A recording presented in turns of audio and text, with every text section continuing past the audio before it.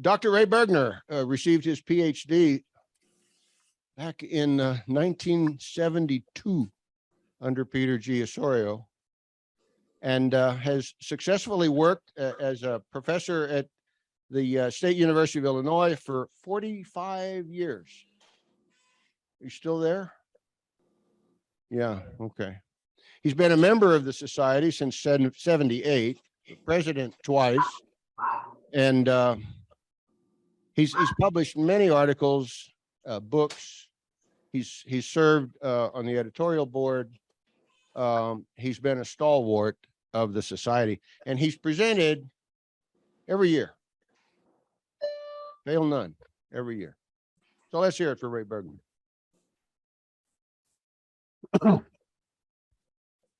Okay, thank you, David. Excuse me.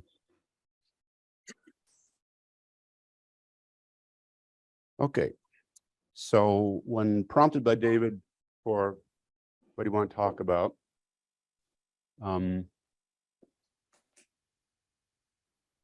thought, well, why not sex? Okay. At my age, when we get together with our friends at home who are all about our age, what we talk about is physical ailments. And we never talk about sex anymore. So when I was a kid, I used to watch The Lone Ranger, and he had a line that I thought would come in handy here. So at the start of the show, The Lone Ranger, he'd say, "Return with us now to those thrilling days of yesteryear." So return with us now to those thrilling days of yesteryear when we talked about sex.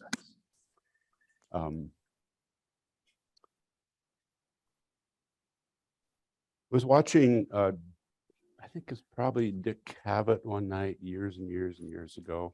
And he had one of those, you know, those star actresses from the 50s, 40s. Could have been Bette Davis, could have been Lauren Bacall. But the quote that stuck out in his discussion with her was, she said, they're talking about sex, and she said, well, you know, most sex is not about sex. That's interesting. All right. So that's what I want to talk about. Want to go in the back? I'll be right back.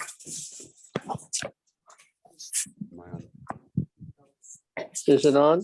For people that are on Zoom, if you could mute yourselves, please, so we don't hear any background. Thank you. Okay. And what I'd like to do is just go through this, and if you could reserve all questions, comments for the end. I think I'm going to fill 40-ish minutes or so. Okay, so what I'd like to do is in this presentation, a quick review of the notion of significance as developed by Elizabeth Anscombe and Pete.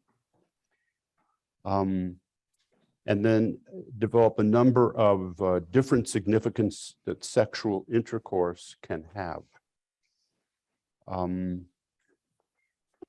what I'll do is I will dwell on two of those significance. The others are very straightforward, not much need to comment. So I'll focus on two of these. So this is from work. This is from previous work done 2 years back.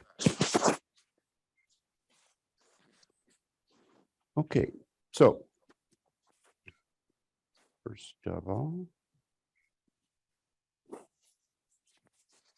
okay, concept of significance. So I'll repeat something briefly here that I think most of you are familiar with, and it's the old thing from Anscombe and from Pete about the guy at the well. So in this example, you have different behavior descriptions. Description number one, the man is moving his arm. Okay. We get some more context. His arm is attached to a well. So you get description number two. He is pumping water. Okay. You add further context. The the pump is delivering water to the inhabited house on the hill. So you get description number 3. He is pumping water to the people in the house on the hill. Okay. Description number 4 is the people in the house on the hill. Oh, the water is poisoned. So next description, he is poisoning the people in the house on the hill. Final context, final piece of information. The people in the house on the hill are anarchists, and they are planning to overthrow the duly elected government of the country, and they have a plan that the water guy thinks is likely to succeed. So the final description, the man is saving the country. Okay. So what you get here, as you fill in context, you get a series of descriptions of what the man is doing by doing that. You know, and ultimately, by moving his arm up and down, he is saving the country. So that is the descriptive notion of significance.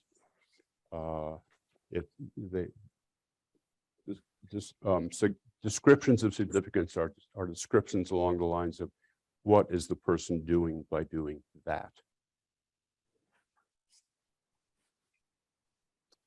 So any single performatively described behavior, like holding my hand up, may and will have different significances at different times. I may be doing different things by doing that. So I might be greeting somebody, I might be telling the teacher that I want to answer the question, I might be telling somebody to stop, I might do any of a large number of things. Likewise for the behavior of engaging in sexual intercourse. Okay. So. What do you want? Email. Hello, Mail? there we go. Mail. Okay.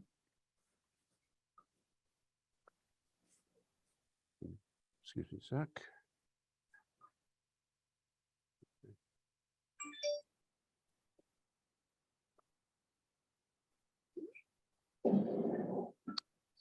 Okay, so I'm going to let's go to the next. Okay. Significance No. number 1, expressing love. So I'm going to select as my paradigm case here what is arguably the prototypical act and its significance when we're talking about this topic. What is this?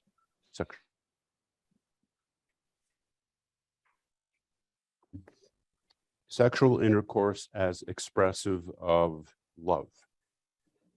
What is the person by doing by doing that? He or she is expressing love.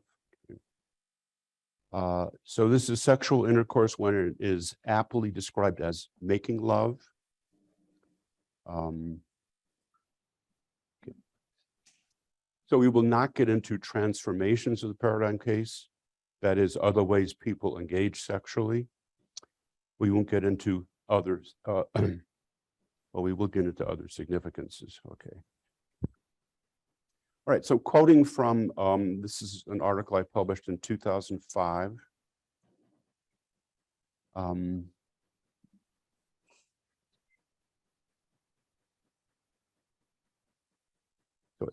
it said, the purpose of this paper is to take a new look at an old subject. The subject is that of making love. That is, of engaging in sexual intercourse when such intercourse is an act of expressing a love relationship between two people. As opposed, for example, to being an act of exploitation, of commerce, of recreation, or of mere fulfillment of marital duty. Such lovemaking, it will be argued, may profitably be viewed by clinicians and by people in general as an instance of what Osorio has described as an accreditation ceremony. That is to say, it may be viewed as an interpersonal transaction in which one person accredits or affirms another by engaging in actions that serve to enhance the other's status in the world or that reaffirm such enhanced status.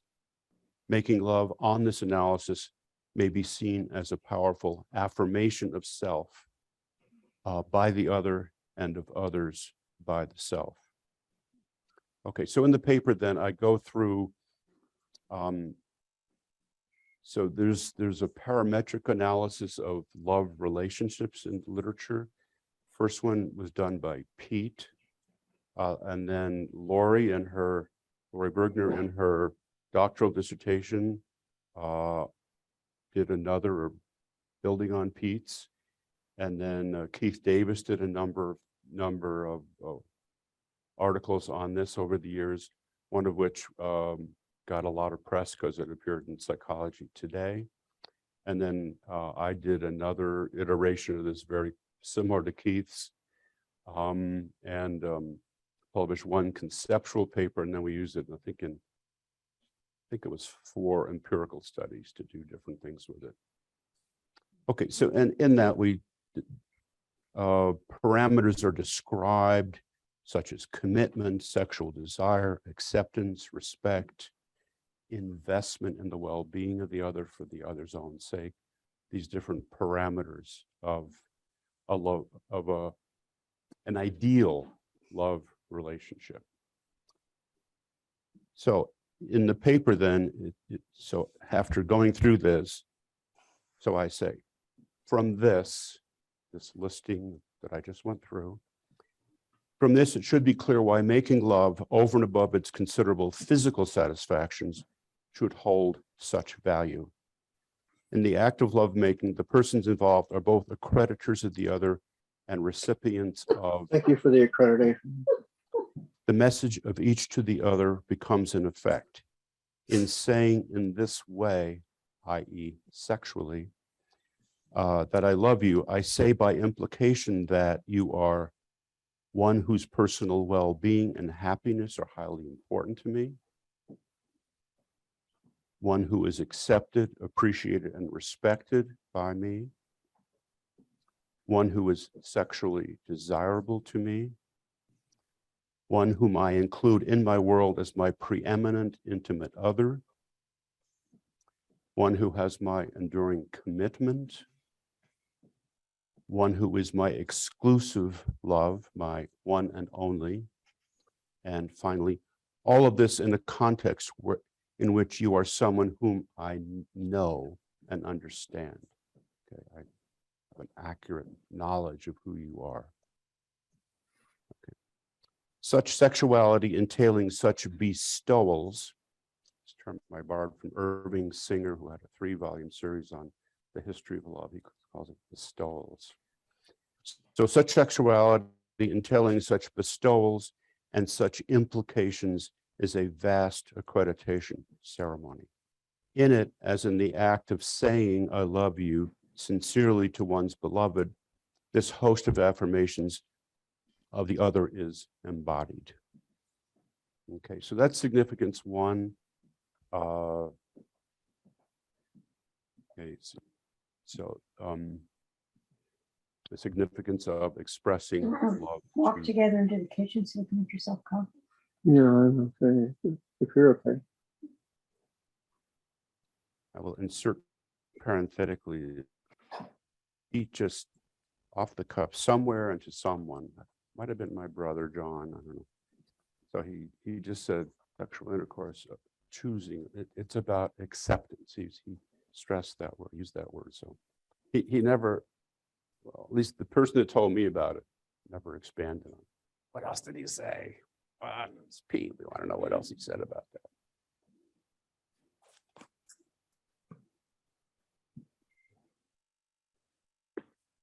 Okay. So other significances. Ray, All of these will be familiar and understandable to most of you, so I won't dwell on them, except for the final one, the last one here, which I will discuss at length and use a case example to illustrate, which will also get us into some clinical stuff. The following are not mutually exclusive.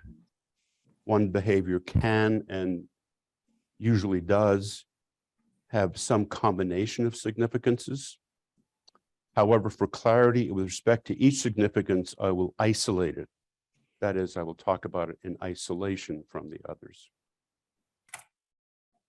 Okay. First one, surprise, surprise. Deriving sensual pleasure.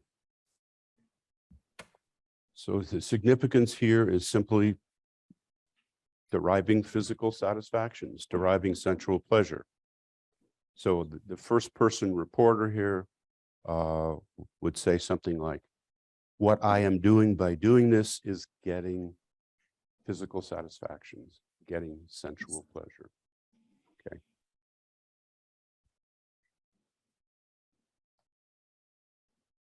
Hello, come on. Where do I, oh, well.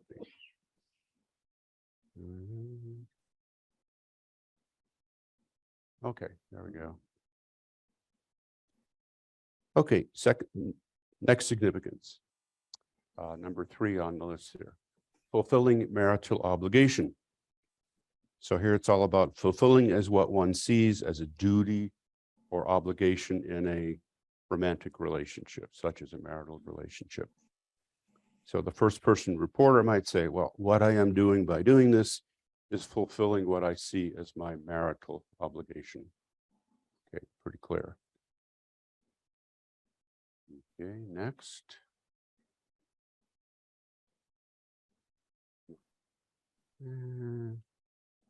Okay, next, making a buck. All right, so here we're talking about earning money, talking about sex as an act of commerce. First person reporter might say, what I am doing is making a buck. Okay. So I don't know if any of you were contemplating making a poem out of my listing here. At this point, be really careful with your rhymes.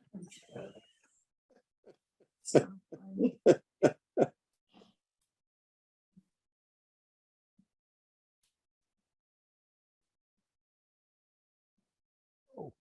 Okay. Conquering another person. Okay, so here the significance is about making a conquest, conquering another. It's about seducing or persuading this other person, overcoming their resistance to having sexual intercourse with oneself. Okay. So first person reporter might say, what I am doing by doing this is seducing this person or attempting to seduce this person.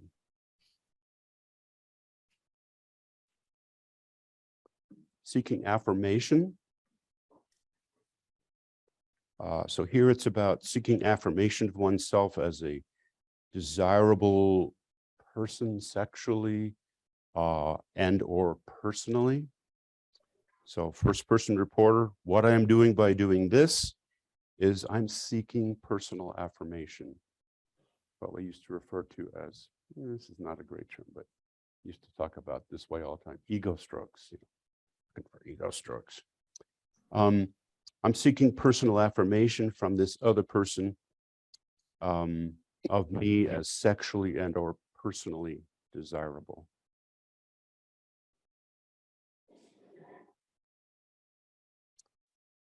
Seeking favor or advantage. So we're talking the significance here. It's about the person engaging in sexuality is seeking advancement. They're attempting to gain favor or advantage or some enhanced position, some organization or whatever. So again, so this person speaking in the first person might say, what I am doing by doing this is trying to advance my position in some context, such as an organization or a movie studio, going back to what that actress was saying years ago. Basically, I'm doing what I think it takes to get ahead. Okay, so No pun intended there.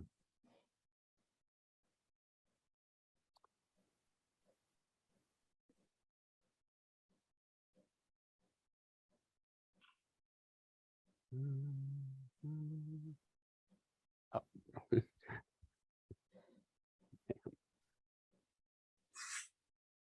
Okay. Attempting to dominate or subjugate. So significance here, the person is trying to subjugate, to exert power over the other person. So we commonly talk about rape in this connection. That you commonly hear it's mostly about power, exerting power over somebody. So first person reporter might say, what I am doing by doing this is I'm exerting power. I'm exerting my power over this other person.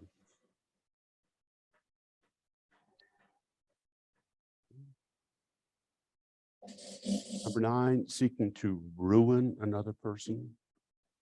This is one of the ugliest ones here, maybe the ugliest. So the significance here is the person is what they're doing by engaging in sex. They're trying to render somebody, pardon the ugly language here, but damaged or devalued or spoiled sexual goods in some context, such as a community, a culture, or a marriage. Okay. Person might say, what I am doing by doing this is trying to ruin her for any future relationships, trying to render her damaged goods in this culture with her husband, whatever. Good one, Ray. I never thought In of this that. connection, I would recommend there's a play called Ruined. Anybody seen the play Ruined? By a playwright named Lynn Nottage. And it's all about Congolese women during a war in some African country and ruining women in this way as the Are they title. ruining them to implies a common feature. get at the man, or are they ruining them just to ruin them? Okay, To get at the men. trying to recover from degradation. Okay. So here the person might say, although they probably is a person with a fair amount of self-awareness, what I'm doing by doing this is trying to self-affirm, trying to recover from degradation. So this one I'm going to focus on in more detail. I think it's one of the ones of most interest to descriptive people, and takes us into therapy matters, which is something we want to do here. Excuse me a sec. Okay. Is this a break? No, I think he's just. So I'm just going to articulate this by presenting a case. And the case of a man I'm calling Scott. And There's the other not one. his real name, obviously. Ned out there, I've changed all the facts. Don't worry, Ned. I can turn this off and send it So to you. when I saw him, Ned was No, it's 31, single white male. He was a computer guy. Won't say what exactly was his role in computer things, but he was a computer guy. And he was living with a girlfriend. And up until recently, their relationship had been very satisfactory. They felt pretty good about each other. He came in, however, when he had a crisis. The crisis was that he was looking at porn on the internet one day, and his girlfriend walked in and caught him looking at porn. And she freaked out. She had a very, very strong reaction to seeing that he was looking at pornography. It really sounded like almost as if she walked in and found him in bed with another woman. It seemed like that level reaction to what he was doing. So he had had a pattern of excessive use. He said he had typically visited porn sites 4 or 5 times a day and masturbated. 4 or 5 times a day? And he felt terrible about what he was doing. That's the story. He wanted to stop, but he said, I've never been able to stop. So his girlfriend walking in precipitated a crisis. And it just gave him an additional reason over and above his existing reasons to do something about this compulsion. Okay, so that's what brought him in.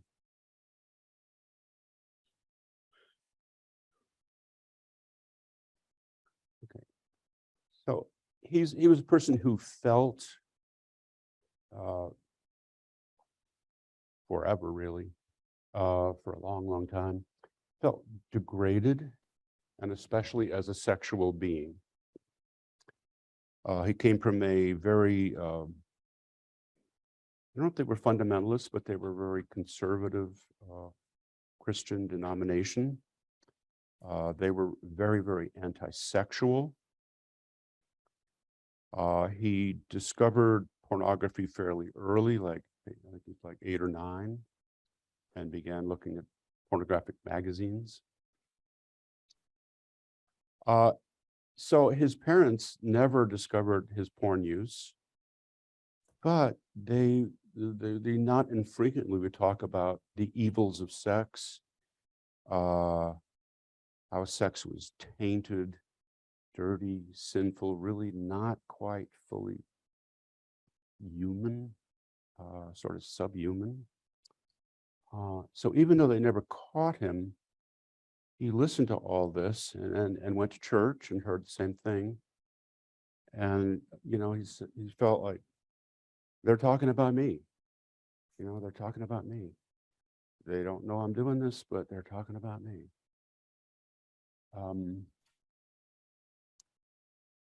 So he just felt terrible about just being a sexual being, having those desires, engaging in those acts. Then, to make it worse, he developed this compulsive, this kind of addiction to sexuality. Actually lost one job because they found porn on his website. So with this additional thing, his attitude became, I'm not only sexual and sinful, but I'm a sexual addict. How bad is that? There's really something terribly wrong with me sexually. Okay, so this is where he's coming from.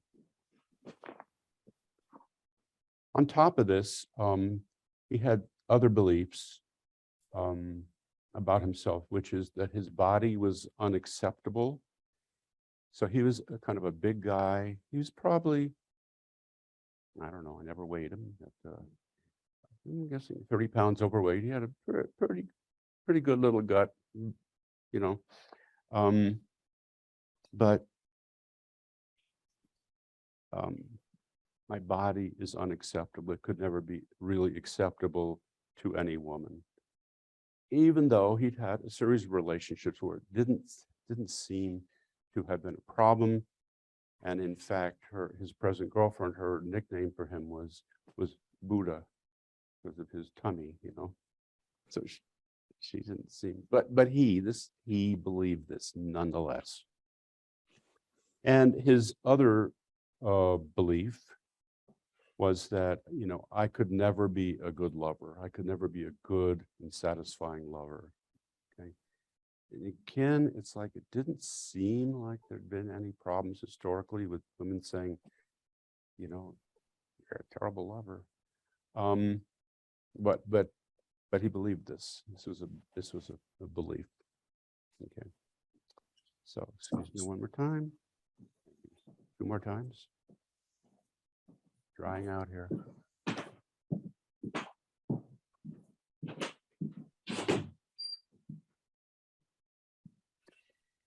So being degraded creates needs for recovery from degradation. Someone who is degraded or humiliated usually has powerful needs to recover. In general, leaving aside sex, think of people who are put down, told they're no good, there's something wrong with them. Generates needs in them to recover, to find a way to affirm themselves, to think and feel better about themselves. Maybe to show others that they've been all wrong about oneself. Here. So for Scott, it was painful just to go through life believing himself so degraded, feeling like there's something really wrong with me sexually. Okay.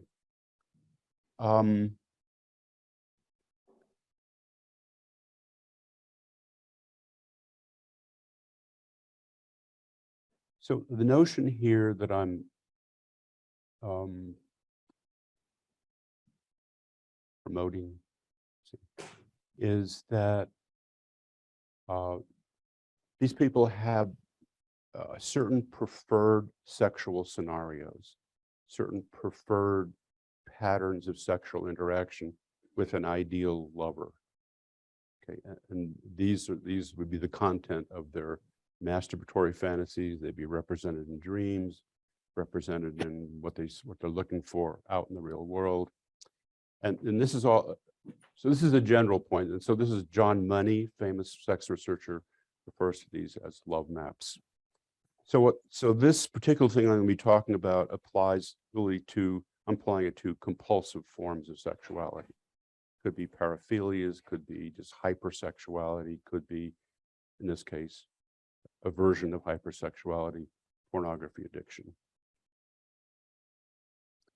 So the idea here is that the love map, Money's term, this ideal preferred sexual scenario is never about just sex, just the physical aspects. It's always sex with a story. And that story might be about different things. In these cases, the story is about self-affirmation, about recovery from degradation.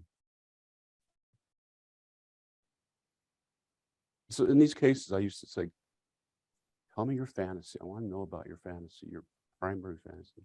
So here was Scott's.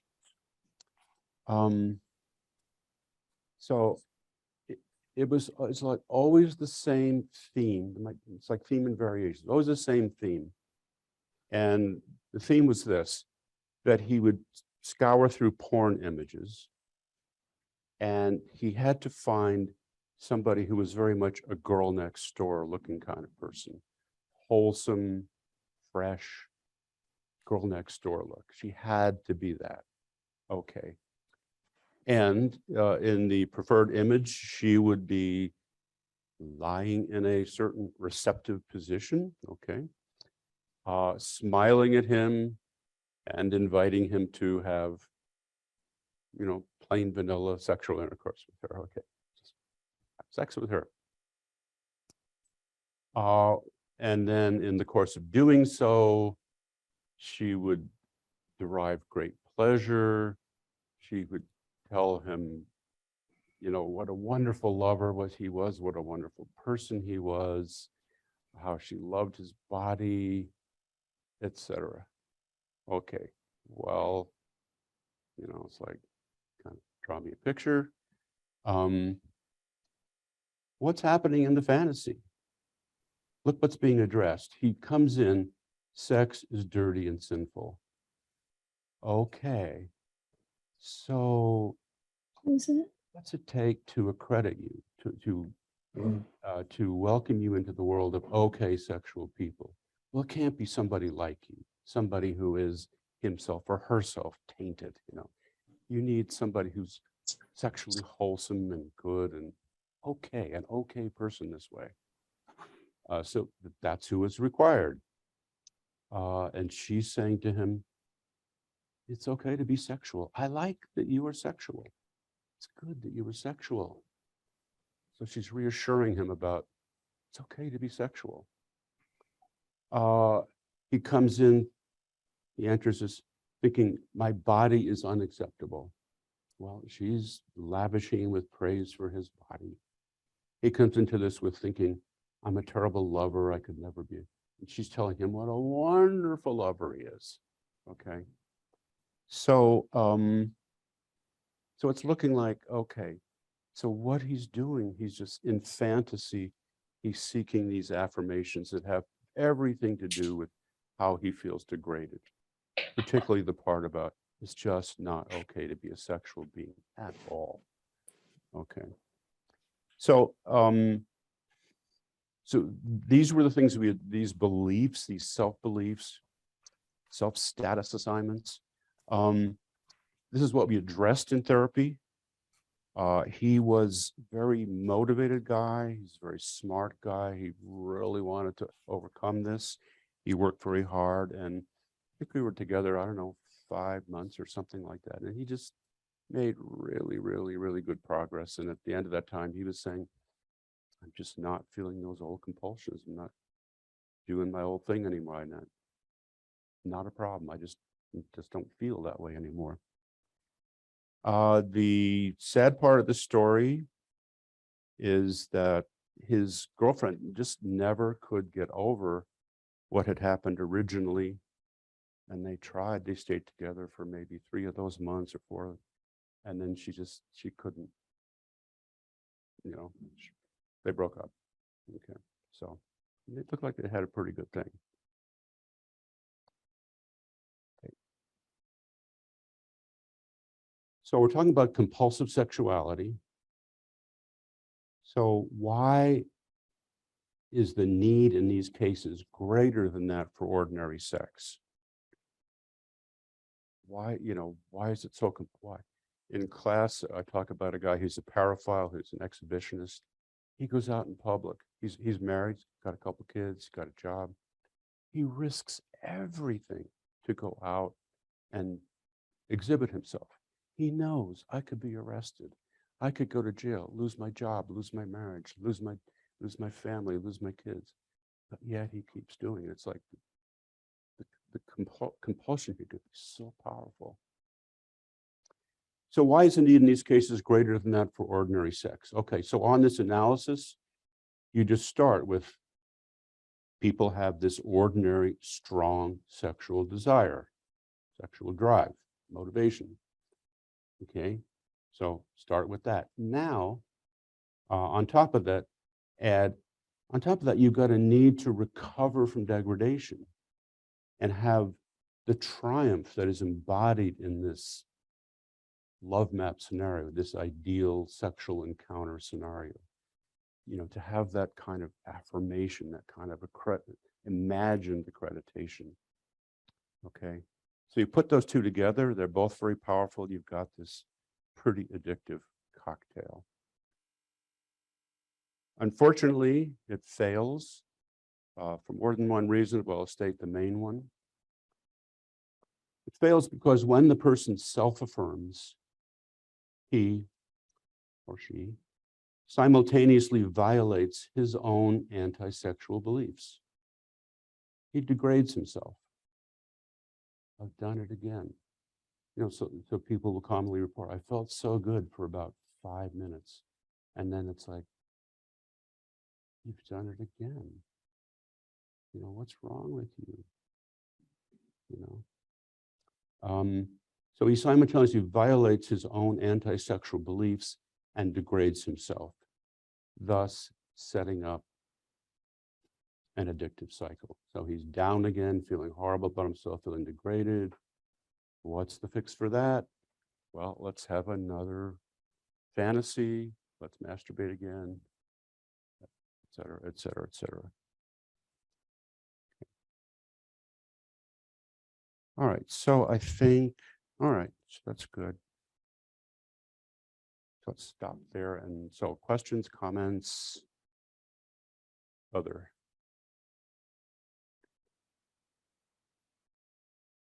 We didn't really return to the thrilling days of yesterday. It's just like on campus, when somebody gets the human sexuality course, I say, that's the kiss of death, because all the students are going, we're going to talk about sex. And then they get in there and professor saying, okay, now we come to the plateau phase. You know, it's like the kids are all going. It's hard to get good student ratings to teach human sexuality. This actually, I have a story from graduate school, actually, a couple that, I don't know if you all remember open marriage. Remember that? It was a big fad. And this couple were fairly newly married, and they talked about it and decided that we're not each other's possessions. Open marriage is a great idea. And the only thing was, we got to tell each other about it. If we do it, both agreed. Very shortly thereafter, she had an affair. And what happened? The guy goes out. He must have gone to bed with like 25 people in 2 months. He just was on a total mission. And it's a perfect example of degradation, recovering from degradation. And P.S. They divorced. Yes, that didn't work. Okay, do we have some? Lane, okay? Thanks very much. So You're muted. Yeah. can you hear me? Yes. Elaine, One question just about the basic significance listing. I noticed that creation of children is not part of that. Is that subsumed under marital obligation? okay, I'm reminded of an old joke about this guy bragging. He says, I know 100 sexual positions. And the other guy says, well, yeah, all I know is that one where the man gets on top of the woman. It's called a missionary condition, missionary position. The first guy says, oh, 101. I know 101 now. So yeah, procreating the children. Yeah, thank you, Lane. That should have been on there.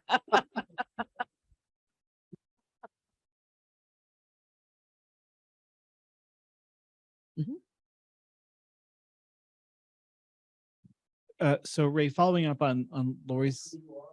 Oh, I'm sorry, Ian Newby Clark for everybody who doesn't know me. So following up on Lori's point about open marriages, there's of late there's study of what I think used to be called open marriages or open relationships. It's called polyamory, and there's a polyamory movement where their culture seems to be substantially different in a number of ways. One of which is that they are, and I'm not exactly sure how they do this, but they're trying to reframe jealousy as a positive experience, kind of a kick. And there are people, if you read the literature, who seem to be able to be in polyamorous relationships for years running. So I'm wondering how that figures into sexual significance, because I don't think it easily goes into the degradation aspect. Yeah. My first reaction, being old-fashioned, is good luck with that, you know. I mean, it's hard to imagine sitting with a client and so it's a woman, she's saying, I just feel so jealous. I say, okay, that's a good thing, you know. How's that a good, you know? Okay, it's not enjoyable. It's certainly not enjoyable. It's extremely painful. Here you are, you're checking his phone records, you're looking at his emails, you're going crazy and jealous.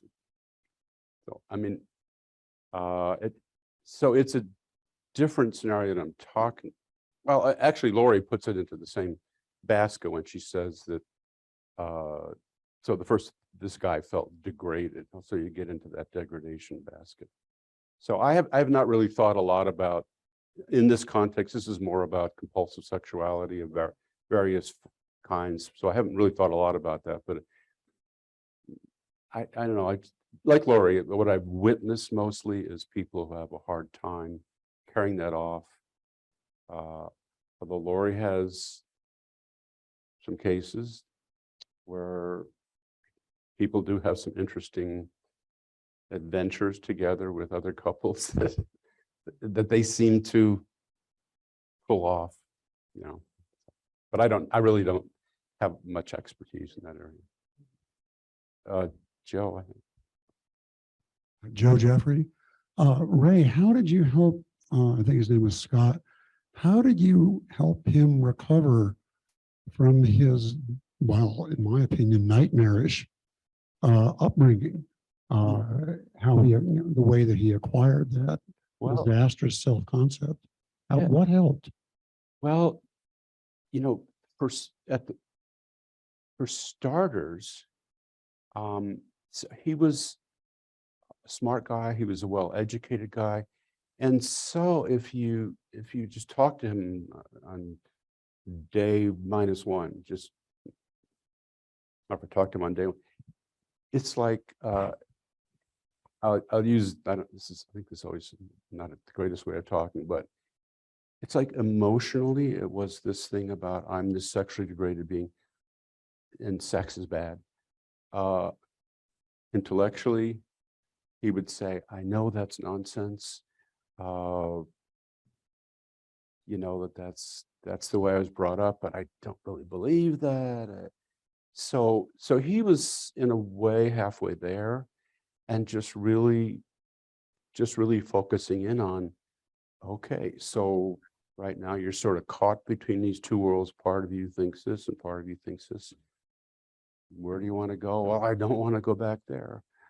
So let's talk about, is it really a terrible thing to be a sexual being? Muck around in there and see what you think. And when we mucked around in there for months, he just, no, I don't feel that way anymore. So it was, a kind of a standard cognitive approach to it. Yeah. We have a bunch of hands raised. Do you know the first one? Yeah, so I think Wayne has another question, but Errol has a question. So I think it'll be Errol. Okay, and there's another one as well. Okay, so Errol, go ahead. Thank you. I just wanted to kind of bring up the topic or bring up the idea of, having more than one motivation to do something. And it seems like one thing that this offers is also a nice way of talking about how, these might not be mutually exclusive experiences of significance or gratification, that sometimes it's the combinatory power of having multiple motivations, such as a need for the physical gratification, also a need for the accreditation, also a need, and how it's all kind of additive in that way might also be another interesting aspect of what you see in clinical presentations where there's a compulsive component. Absolutely. And we have a maxim. If a person has 2 reasons to do something, he has greater reason than if he had only 1. And so somebody was talking last night about it's helpful to get away from Pete sometimes and say something that's not pure descriptive.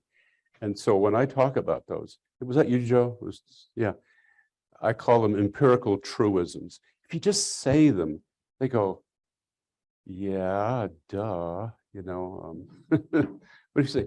So these are empirical truisms. These are things everybody knows, but they're helpful, you'll see, blah, blah, blah, and that sells them, they don't go, duh, yeah, that person has 2 reasons, they're great, so you buy yourself a little Okay, Marty Smith. credibility. What Joe said just kind of triggered a thought or underscored a thought that I had during the presentation. How did Scott deal, or did you see him afterwards when his girlfriend left him? Because here he's doing all of this work. He deals with the problem directly. He's in therapy. He makes progress. And in spite of all of that wonderful work and genuineness and earnestness and commitment to the relationship, she, we couldn't be interpreted, she rejects him. You're not good enough. So, if there's anything that would make me feel like, God, I really am worthless, it would have been that kind of a thing. So how did he deal with that? So, I mean, it hit him pretty hard, but also he had, it wasn't the whole reason that he wanted to change. He had long wanted to change. He had long felt terrible about what he was doing and the compulsivity and all that.